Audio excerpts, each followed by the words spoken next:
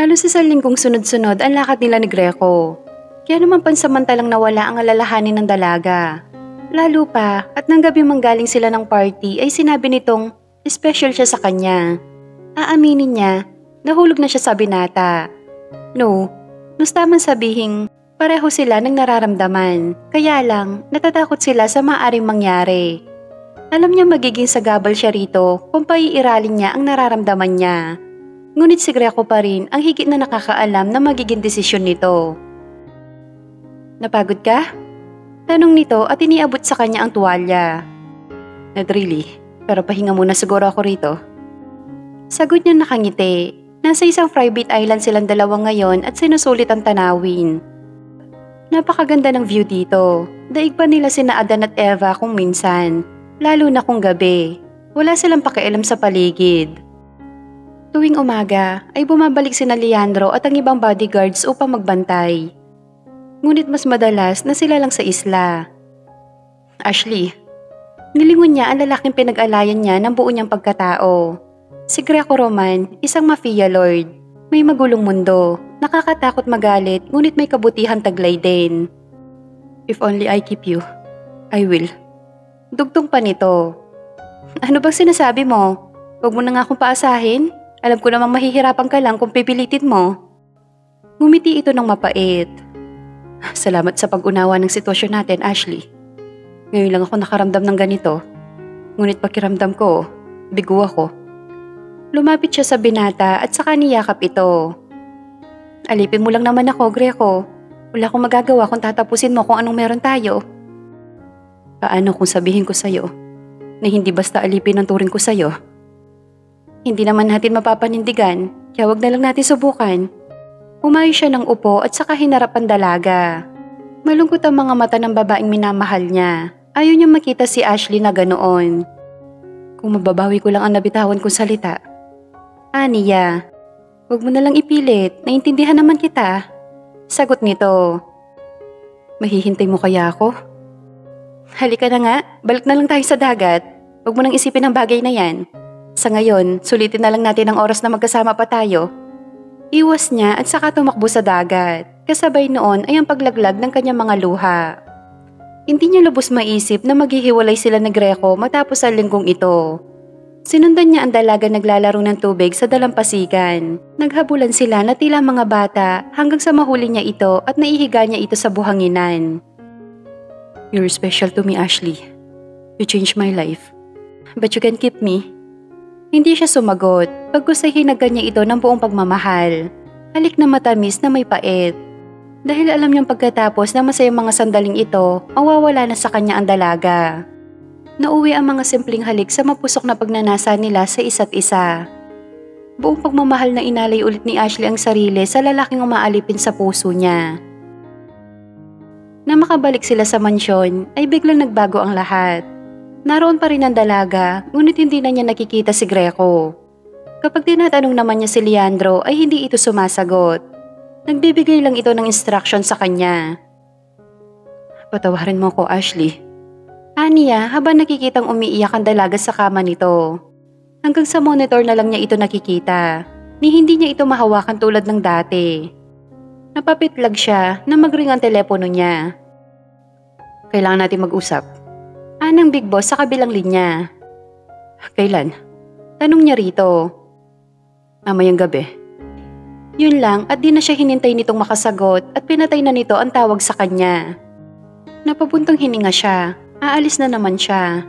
Iiwan na naman niya si Ashley. Kung pwede niya lang puntahan ng dalaga, ngunit hindi niya magawa. Nakaupo na siya bilang mafia lord. Marami silang mga transactions ngayon at walang puwang ang extra baggage na sinasabi ng matandang mafia lord. Kanina pa siya nakaupo roon ngunit wala roon ang atensyon niya. Nagpaplano siya ngayon sa susunod nilang magiging hakbang at instruction sa mga tauhan. Lalo pa at may malakihang deal sila ng mga dekalibreng baril at brilyante sa mga Australiano. Mukhang ang lalim ng iniisip mo. Untag ng matanda sa kanya. Sorry sir. Actually, I'm thinking of what is the best way for us to use the underground canals. Pagpapalusot niya, ngunit sa totoo lang, wala naman talaga siyang iniisip. Yeah, that will be the perfect if we can use that. Continue that plan. Ngumiti lang siya at bumuntong hininga, saka pinagpatuloy ang pakikipag-meeting sa mga naroon. Nagbigay siya ng instruction at kung paano nila sisimulan ng plano. Bukas na bukas ay magtutungo siya ng Australia kasama ang ilang tauhan upang maayos ang shipment ng mga kargo nila. You always make me proud, iho. Anang big boss at tinapik-tapik pa ang kanyang balikat. Anything for you, sir. Sagot ng binata, kahit pa sa totoo lang ay gusto niyang hilingin ditong huwag nang babalikin si Ashley sa Pinas. Kahit hindi sila magkasama, basta malapit ito sa kanya. By the way, how about my suggestion? I'm still thinking about it. Thinking about it? Yes, sir. Maybe she can stay here. Papayagan ko lang siya manatili dito kung magpapakasal sila ni Leandro. Nanlaki ang mga mata niya. Naloloko na ba to? Pakasal? Kunot noon tanong niya sa matanda. Tumawa ito ng malakas na nakakaloko. Hayaan natin siya magpakasal kay Leandro para manatili siya dito. That's impossible. Nagbago na ang plano ko kesa sa pauwiin siya sa Pilipinas. Ipapakasal siya kay Leandro? Paniniguro niya sa gusto nitong palabasin. Yes, tama ang narinig mo. Or else, you want somebody else to marry her? Napailing siya sa narinig. Ngayon, mas nanaisin niyang bumalik na lang ng Pinas si Ashley kesa makasal ito kay Leandro. Ngayon pa lang, parang di na niya lubos maisip ang naiisip ng matanda. Or gusto mong ipapatay ko na lang siya? Napalingon siya sa huling sinabi nito. You better choose what is the best for both of you, Greco. Magpapakasal siya kay Leandro? Papauwiin siya sa Pilipinas? Or ipapapatay ko siya? Alalahanin mo. May isasalita ako. I know, sir. Good boy. Gusto niya sapakin ng matanda. Lalo siya nalito sa mga naiisip nitong plano. Hanggang sa makabalik siya sa mansyon ay paulit-ulit na bumabalik sa kanyang isipan ang sinabi ng matanda.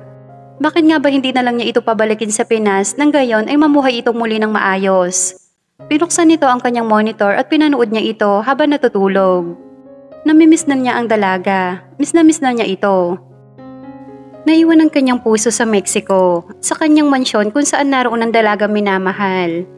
Yes, he cannot deny it anymore. Mahal niya si Ashley. At alam niyang ganoon din ang nararamdaman nito sa kanya. Ngunit siya ang tipo ng taong may isang salita.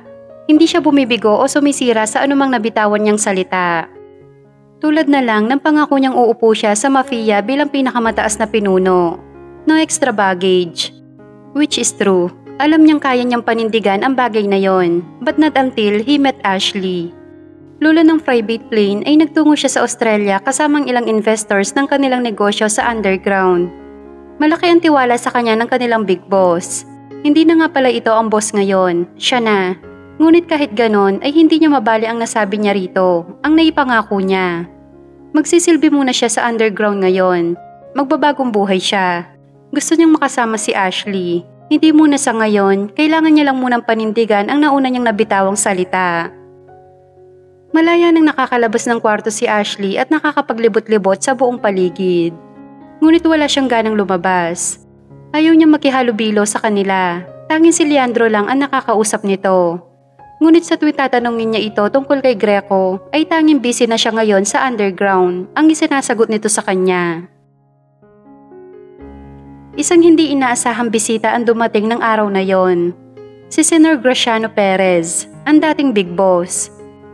It seems that I surprised you, Iha. Anito sa kanya. Hindi ko lang po inaasahan na darating po kayo. Wala po dito si Greco. Sagot ng dalagang bahagyan na kayo ko. I know, hindi siya ang pakay ko rito. Nagangat siya ng mukha mula sa pagkakayuko niya. Anyway, hindi na ako magpapaligoy-ligoy pa, Ashley. You only have 2 choices para mabuhay sa mundong to. Ha? Pakasalan mo si Leandro at mamuhay ng simple sa ibang lugar, malayo sa lugar na to.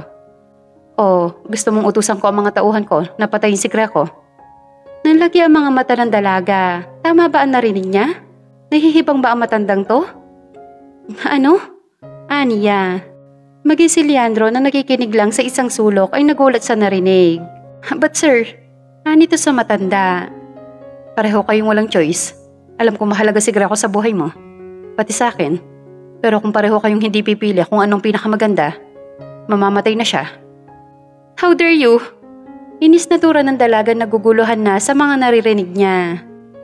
How dare me? Ashley, Iha, you're not getting my point. I want you to stay out of Greco's life. Aalis na kayo ni Leandro sa lugar na to kung ikakasal kayo.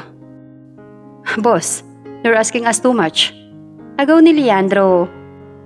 Isn't it too much if I'll ask them to kill Greco? Nagkatinginan silang dalawa ni Ashley. Bakit mo to ginagawa sa amin? Nasaan ang iyong awa? Tanong ng dalaga. Wala kong awa. Simula noong araw na patayin nila ang asawa ko sa harap ko mismo. Ang ina ni Greco. Ayokong maranasan ng aking anak ang parehong kwento na mayroon ako. Nanlaki ang mga mata nila sa narinig. Ama ka ni Greco? Tanong ni Ashley. Oo, at alam ko kung gaano kahalaga sa'yo si Greco. At mahalaga din siya sa akin. So better choose what is best. I don't want him to feel the same miserable life like me. Ang buhay ni Greco ay hindi magiging katulad mo. Then, just now. Natakot siya sa nakikitang galit sa mga mata nito. Alam kaya ni Greco na ito ang kanyang ama? Boss, can we have another deal? Like, letting Ashley go back to her place? Singit ni Leandro. If I will listen to her suggestion, masisira ang mga pangarap ko para sa anak ko. Alam ko kung gaano kahalaga sa kanya ang babaeng yan. At kung hindi siya nakatuon sa sino man, sigurado kung mahahanap ni Greco ang daan pabalik sa kanya. Kung mahalaga sa iyo ang anak mo, bakit mo ito ginagawa? Father knows what is best, Iha. Umiling ang dalaga, biglang tumayo ang matanda at nagtungo sa direksyon ni Leandro. Better think twice. You know that I can do even the craziest thing you can never imagine. Pabulong na bilin nito bago umalis. Naiwan naguguluhan si Ashley sa mga naganap kani-kanina lang. Ashley. Tawag ni Leandro sa kanya. Lumingon siya rito. Nakita niya ang pag-aalala sa mukha nito. Mas makakabuti sigurong piliin natin ang mabuhay siya. Kilala ko ang Big Boss. Hindi siya nagbibiro. Anong klaseng ama ang tulad niya? Hindi ko rin maintindihan, Ashley. Maging ako'y naguguluhan na. Sa ngayon, isa lang ang naiisip kong paraan upang iligtas natin ang buhay ni Greco. Ano? Marry me. Ha? Nahihibang ka na ba? I know this sounds crazy, but this is the only way para mailigtas natin siya. Hindi mo alam ang sinasabi mo, Leandro.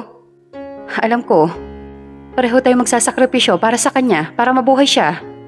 Umiling-iling ang dalaga. Hindi niya alam kung anong tamang gawin. Nang gabing yon ay nakatanggap ng masamang balita si Leandro. Tinambangan ng mga kalaban sa negosyo ang sinasakayang kotse ni Greco. Habang pauwi ito mula sa meeting place ng kanilang deal sa Melbourne. Pero kutob niya ang matanda ang may pakana nito. Ganoon na lang ang inis niya sa isiping yon. Leandro? Ang nagtatanong ng mga mata ng dalaga ang bumungad sa kanya. Narinig siguro nito ang balitang ipinaabot sa kanya. Nasa hospital siya. Sagot nito. Ano? Bakit? Ano nangyari sa kanya? Pwede ba natin siya puntahan? Umiling ito. Hindi makakatulong sa kanya kung nandun tayo. Bakit naman? Ano ka ba? Kaibigan mo siya. Tulungan natin siya. Leandro, please. Ang tanging maitutulong natin sa kanya ay makasal tayong dalawa. Nahihibang ka na rin ba tulad ng matandang yon? Kahibang amang matatawag. But Greco's life is more important this time. Akala mo ba simpleng aksidente lang ang nangyari sa Australia? May kutob akong pakanayo ng ama niya. Kaya niyang baligtarin ang mundong ginagalawan ng mga tulad namin, Ashley. Paliwanag niya. Kaya niya rin pumatay ng kadugo niya. Sa mundo namin, walang puwang ang awa, ang pagmamahal. Dugtong pa nito. Biglang nakaramdam ng pagkahilo ang dalaga. Parang unti-unting lumalabo ang paningin niya. Hanggang sa umikot bigla ang paligid niya at nawalan siya ng malay. Iminulat ng binata ang kanyang mga mata. Kulay puti ang buong paligid. Nasaan ba siya? Pinipilit niyang alalahanin ang mga nangyari. Isang nurse ang iniluwa ng pinto, kasunod nito ang Big Boss na nakangiti sa kanya. Iho, how are you? Nito at tinapik ang balikat niya. Ayos lang ako. Just a small fracture. Sagot niya. Nakataas kasi ang kanyang kaliwang paa at may benda. It's good to know that. I already fixed everything. Fix? Yes. You know me.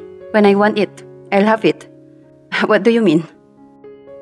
First, Those people who make you ended here were dead. And of course, Leandro and Ashley's wedding. Ha? Gulat na naibulas niya. Oh, alam ko nakakagulat. They both choose that. Maybe that woman wants to live a simple life, far from us. And so Leandro. Natahimik siya, parang may mali. Alam niyang may hindi tama. Si Ashley? After a week, you can go back in Mexico to attend their wedding. I'm pretty sure they will be both happy to see you there. Napatiimbagang si Greco sa narinig. Hindi siya sumagot, pero may mga katanungan tumatakbo sa isipan niya. May mali sa mga nangyayari. Anyway, Iho, congratulations, because you made me proud again. Our next target is Russia. Though, I know, they are the strongest rivals that we have so far. Is my fracture serious? Pag-iiba niya ng topic. Not really. You've been here more almost 2 weeks since that accident happened.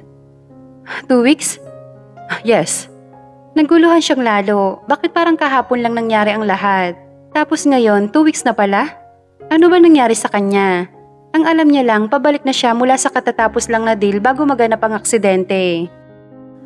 Tahimik lang na umiiyak si Ashley habang nakatingin sa pader na nagdurugtong sa kwarto nila ng binatang minamahal. Kumusta na kaya ito? Bakit maging si Leandro ay walang balita rito? Abala ang lahat sa paghahanda ng kanilang nalalapit ng kasal ni Leandro. Ngunit siya, parang hanggang ngayon hindi pa rin niya lubos na nauunawaan kung bakit nagkaganito ang nasimulan nila magandang relasyon ni Greco. Tama nga kaya ang naging desisyon nila? Pasubsob siyang humiga sa kama at ibinuhos ang nararamdamang sakit sa pag-iyak. Napakasakit namang magmahal.